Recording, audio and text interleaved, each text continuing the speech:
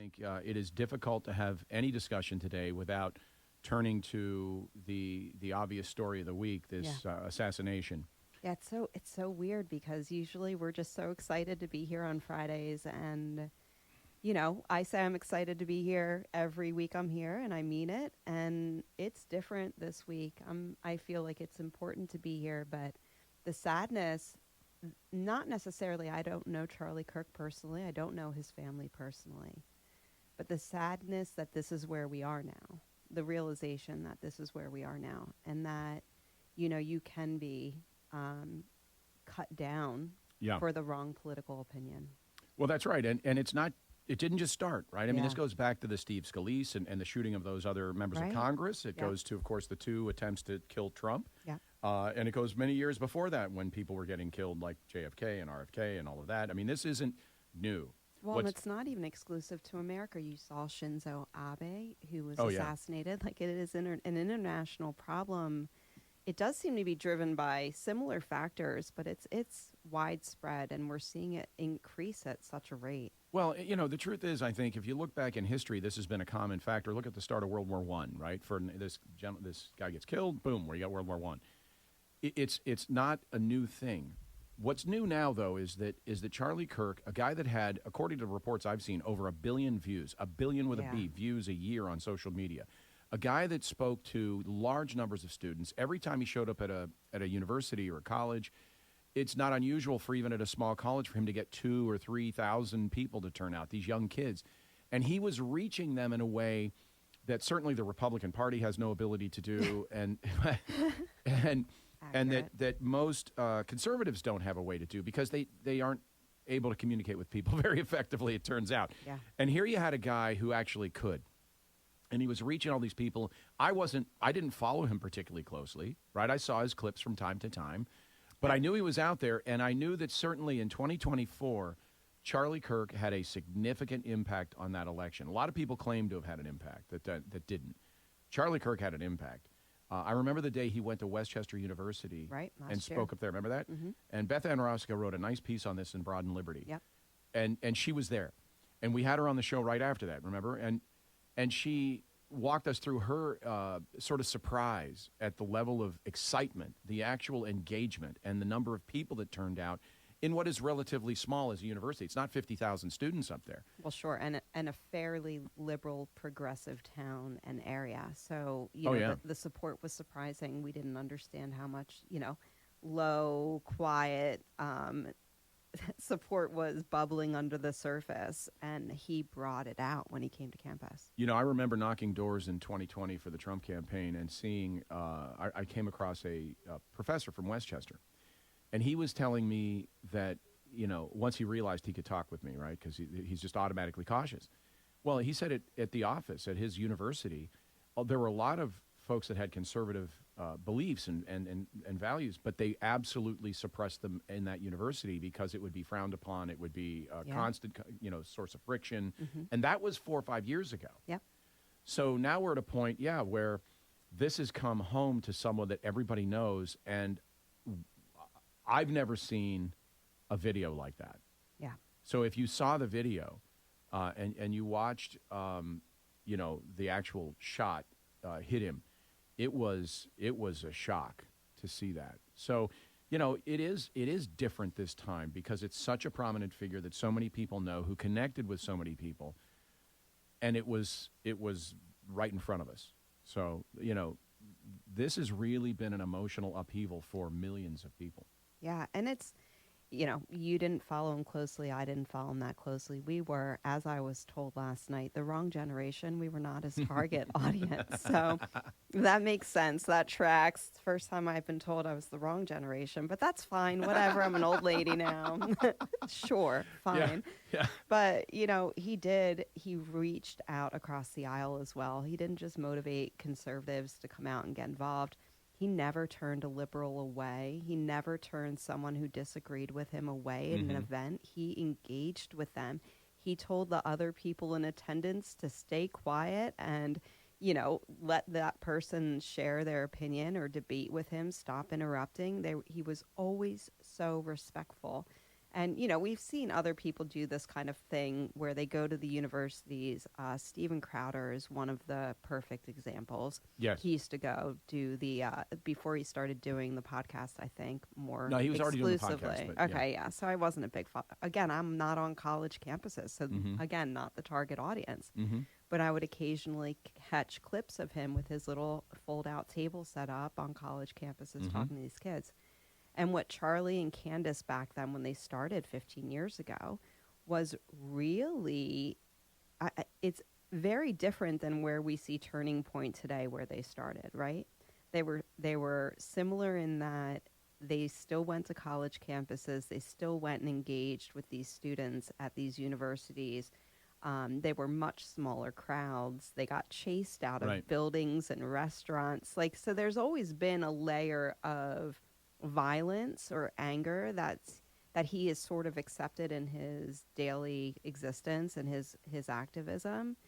But, to see it go to where it went this week, just so outright, so obviously violent, so obvious to silence someone, regardless of what information we eventually find out in the end of who was behind it. The intention was to silence him. He was effective. They needed to stop his effectiveness. That's right. And so I was listening to Fox News yesterday, and I was being told by Fox News, that we all have to change our rhetoric, that it's both sides, and, everyone has to come together. And the problem in this country is that we have this polarizing language, and that's just simply not true. It's just not. It's not true.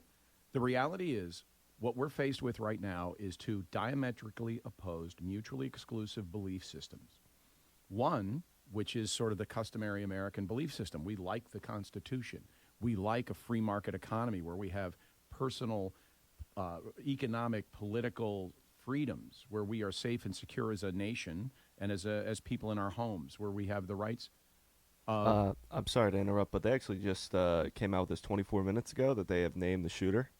And they caught him. His name is Tyler Robinson. And, they found him, and his father actually turned him in with bullet casings he had written for, in case, I guess the first shot missed. Wow. But, yeah, he had engraving bullet casings and all this, and they turned him in 24 minutes ago. Wow, thanks, Shane. I mean, this is unfolding and breaking as we go forward. Thanks for that. So it's great that they've caught the guy, and apparently they think he is the guy. And hopefully this time they're not, they're right, because not just in this case, but in other cases, it's been one arrest after another or one false story after another. But it sounds like that's probably the guy. Right.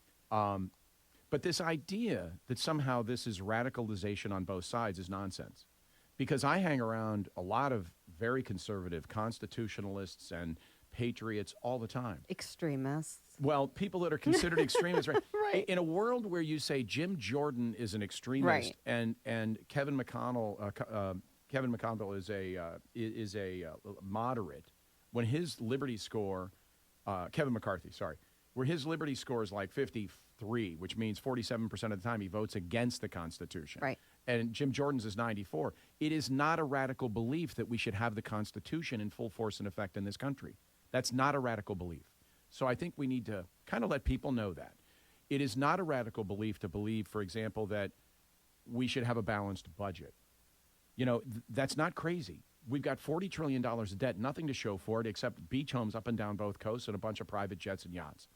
The middle class getting crushed and this money pumping out to people like Stacey, it's not a radical belief to think that should not happen, or that we should have Fourth Amendment rights protected by the Constitution. So we have moved this Overton window we all talk about so far that you have to be a Marxist to be a moderate now. You have to be an establishment opportunist with no ideology related to the Constitution or, personal economic and political freedom to be a moderate. Right. So I don't accept that. Now there's a state rep in Virginia named Nick Freitas. I don't know how to say his name. Freitas.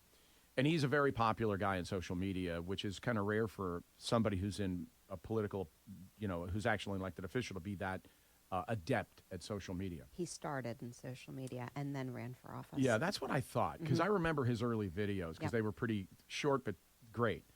So he wrote something that I thought was quite well done. And I've read this on other radio stations, and I read this at a town hall we did last night. We had a fabulous town hall last night. Great turnout, great crowd, and really, really good discussions. But I did read this, and here's what it says. I'm told that as a state representative, this is the moment where I'm supposed to express my heartfelt condolences, then stand in solidarity with those on the other side of the aisle as we condemn political violence and stand unified as one people. But we aren't one people, are we? The truth is we haven't been for some time now, and there's really no point in pretending anymore if there ever was. We are two very different peoples. We may occupy the same piece of geography, but that is where the similarities seem to abruptly end. I convinced myself for a long time that whenever the left called me a racist, a bigot, a sexist, a fascist, a threat to democracy, for even the most innocent of disagreements, that it was simply hyperbolic rhetoric done for effect. And now the effect is a widow and 2 orphan children, because the left couldn't bear the thought of a peaceful man debating them and winning. And I thought the way he put that was so well said. And it is a nice illustration of a point we've made many, many times, which is, again, we have incompatible belief systems. You can't have a Marxist ideology living in a country that has freedoms. You can't have economic freedom and prosperity in a world where the government makes every economic decision and uses their printer to fund everything. So we do. Now, the other myth in all this is that we're equally split. This country is not split equally. No. The radical leftists, these crazy lunatic ideologues who believe the government should be involved in every aspect of our lives, we should shred the Constitution, it's an evil document, the country's evil. That's only 30, now it's a big percentage, 30 or 35%. You remember Mark Mitchell and I had this discussion a couple of times. I've been saying 35%. He argued, no, it's lower, it's 30. Well, he's the expert pollster. I'll take his number. So we're more like a 70-30 country, not a 50-50. So we should also stop pretending somehow that we are in the minority or that we are equally split. We are not. And so now we're at a point where, Charlie Kirk is assassinated because he went to college campuses, engaged thousands of children, students, and argued in a polite, respectful manner with arguments that they simply couldn't overcome. The most radical professors failed. The radical students failed. Everyone that stepped up to the mic thinking they had the secret leftist idea failed. And so they killed him. And it's tragic. And I think the mourning that everyone is going through, even those that weren't close to him or didn't know his family. Well, I get it. I tell you, that day I felt it. I did about 2 hours on the radio that day on another platform. And the discussion was, it was a heavy, somber discussion. Yeah.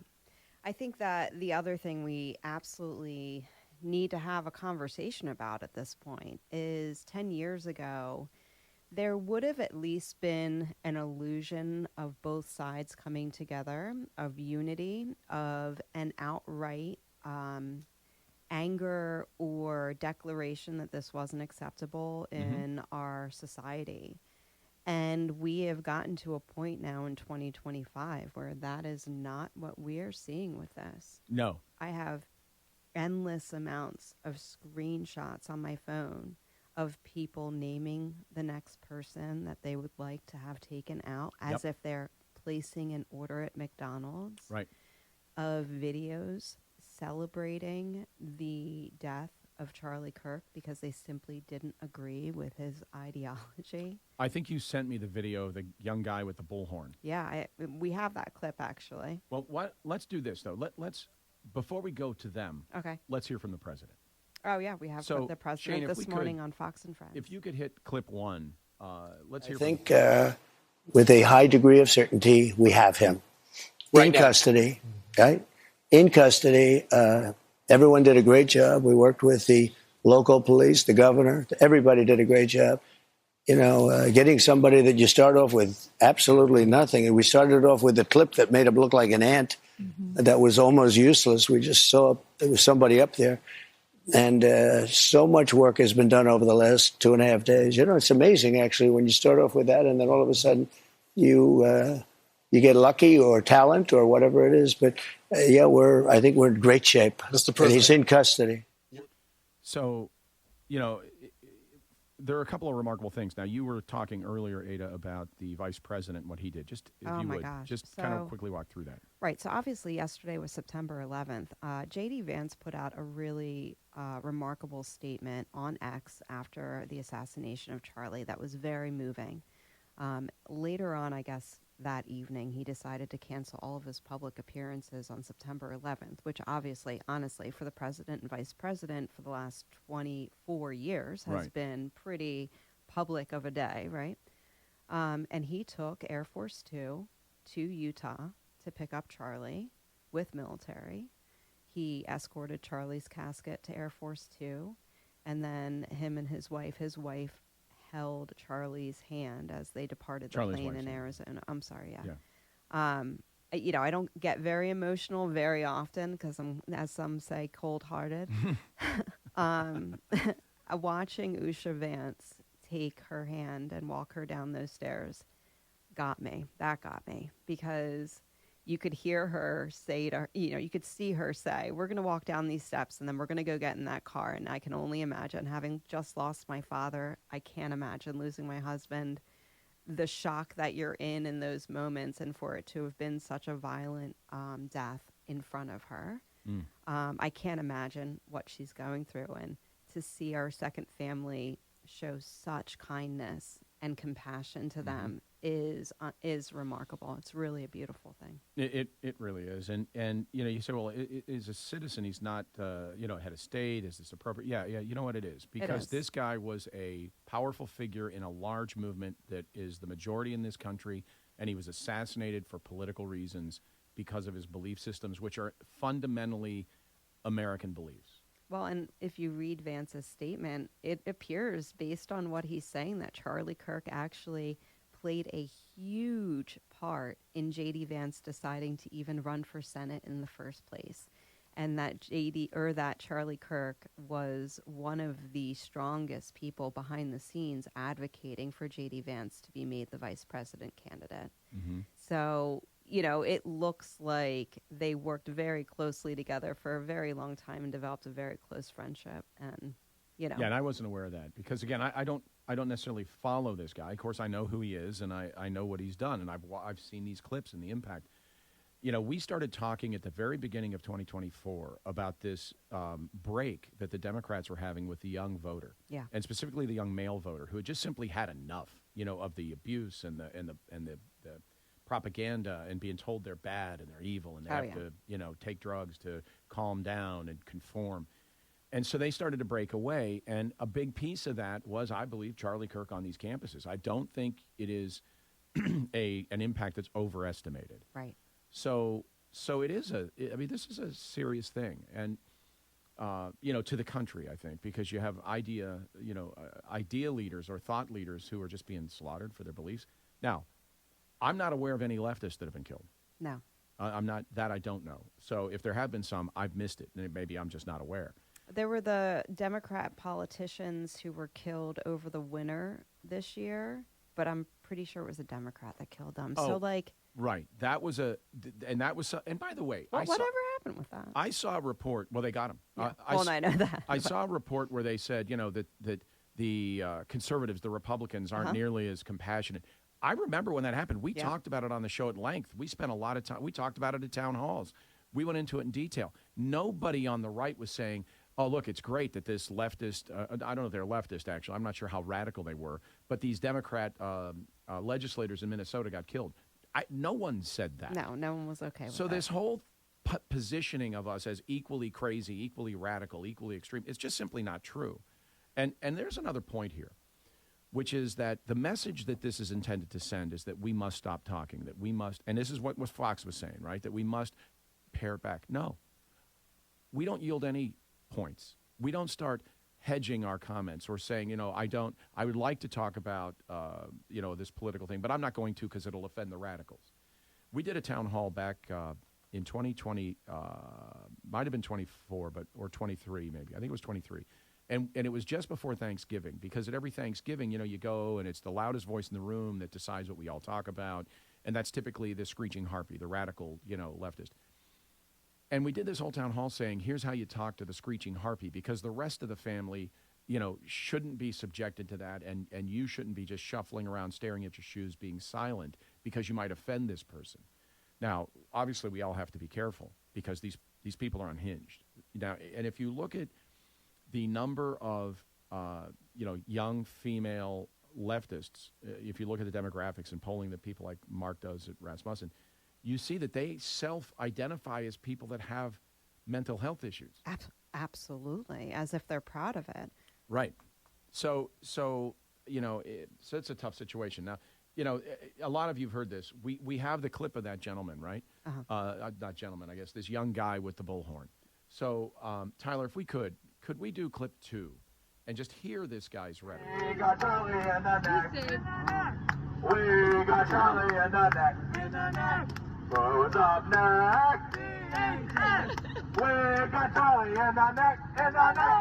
We got Charlie in the neck.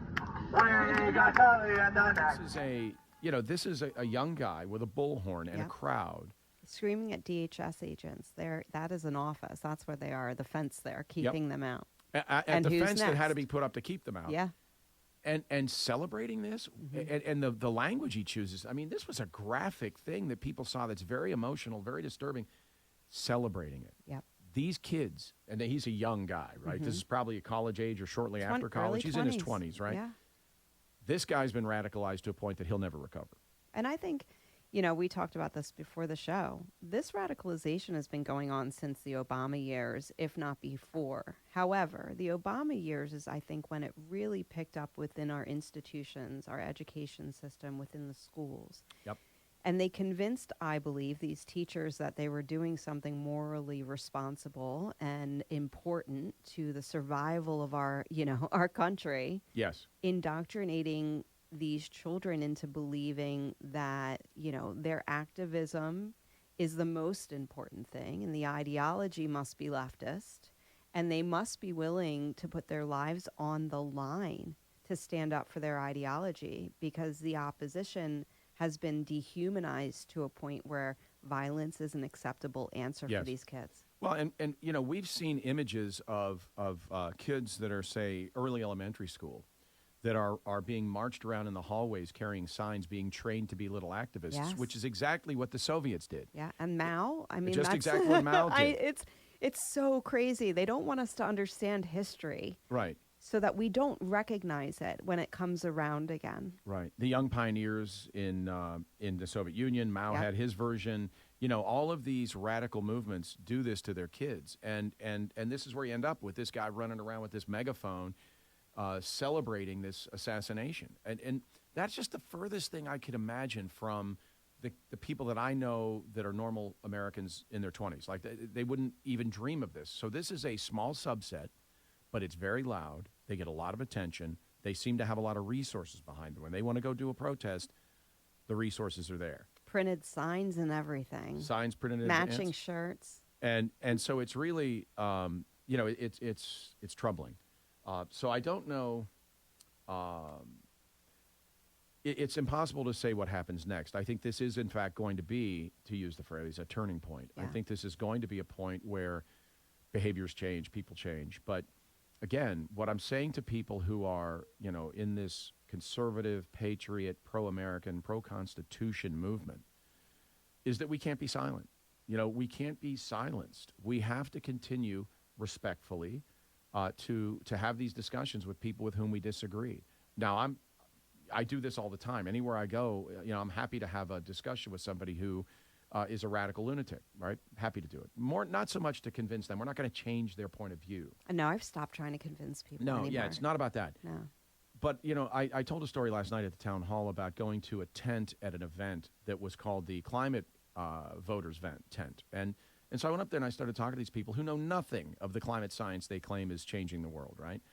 And so I engaged in a debate with them. Now, there's no way I could change, and they're completely ignorant, by the way. They knew nothing of the issues they were talking about. It took a minute to show them that they had no idea. And they start banging on their phones to check what I was saying on the internet. Of course, it's all true. Mm-hmm.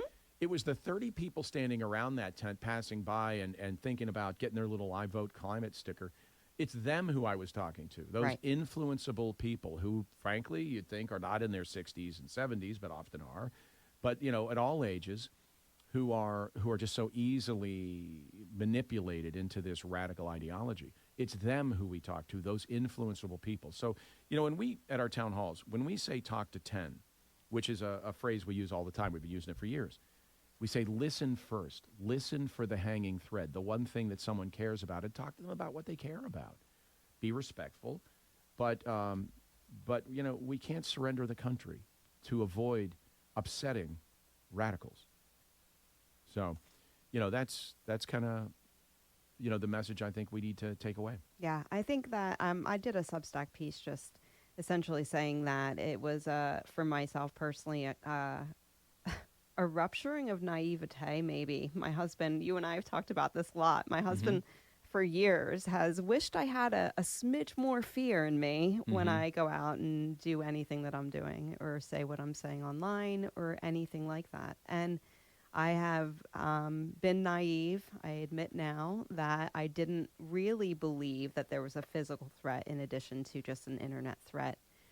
And that was part of my piece because, September 11th was yesterday. That was our first shattering of an illusion for me that we were safe here and that we couldn't be touched and that, something like that couldn't happen here. And then the freedom of speech illusion is shattered when someone is struck down exercising that right.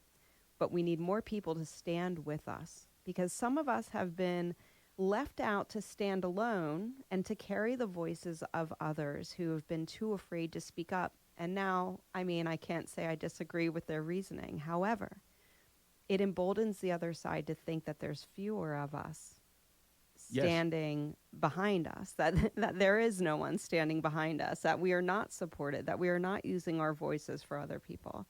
And so we need more people to stand up now. We need more people to stand behind us now. And we will continue to carry the voice forward and the message forward. Obviously, we're still here. But more people need to stand up for what's right. And what's right is having wonderful debate, whether you agree or disagree with someone.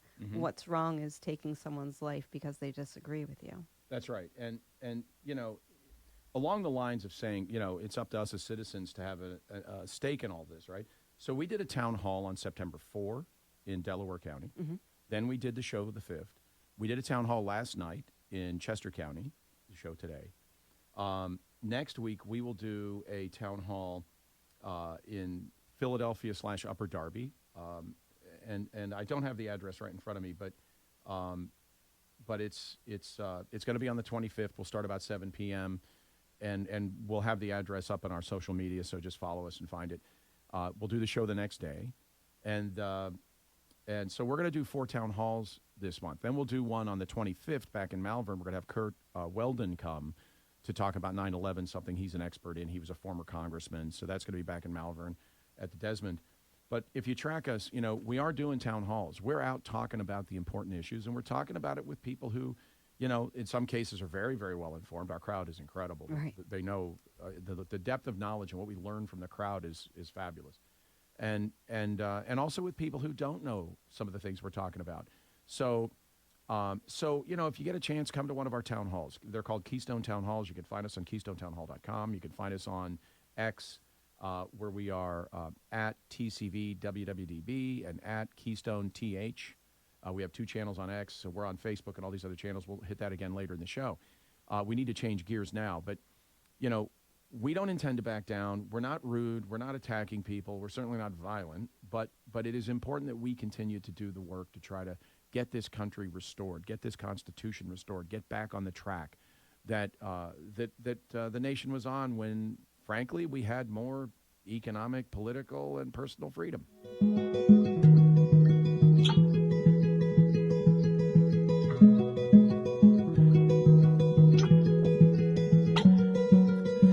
Shot down and he was barely 31. Another woke coward took a life with a gun.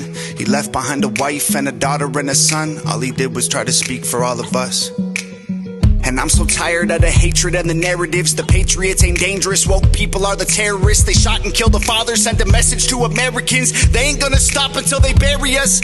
Dear Charlie, I don't know if you can see us now, but if heaven has a window, I sure hope you're looking down. Cause we ain't going quiet, we gon' scream your name loud. And you're gone, but I swear to God that we gon' make you proud. We ain't backing off or giving up, I'll preach what you taught me.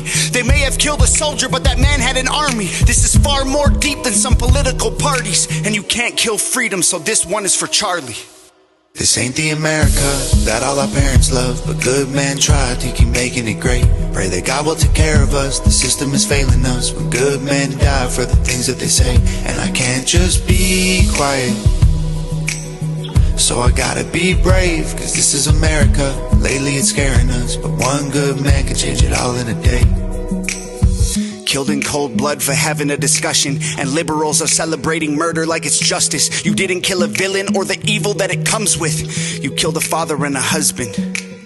And I'm so tired of the left and all the wokery. We can't get along if you just kill us when we don't agree. Sniper rifle fire from a liberal that no one sees. Scared I might be next to die when I'm just buying groceries. Charlie, we'll make sure your children know that defending all our freedom is why you aren't coming home. I hope heaven has a window you can watch your children grow and hear your message echo from below. And we ain't backing off or giving up, I'll preach what you taught me. They may have killed a soldier, but that man had an army. This is far more deep than some political parties. And you can't kill freedom, so this one is for Charlie. This ain't the America that all our parents love, but good men try to keep making it great. Pray that God will take care of us, the system is failing us. When good men die for the things that they say, and I can't just be quiet, so I gotta be brave, cause this is America. Lately it's scaring us, but one good man can change it all in a day.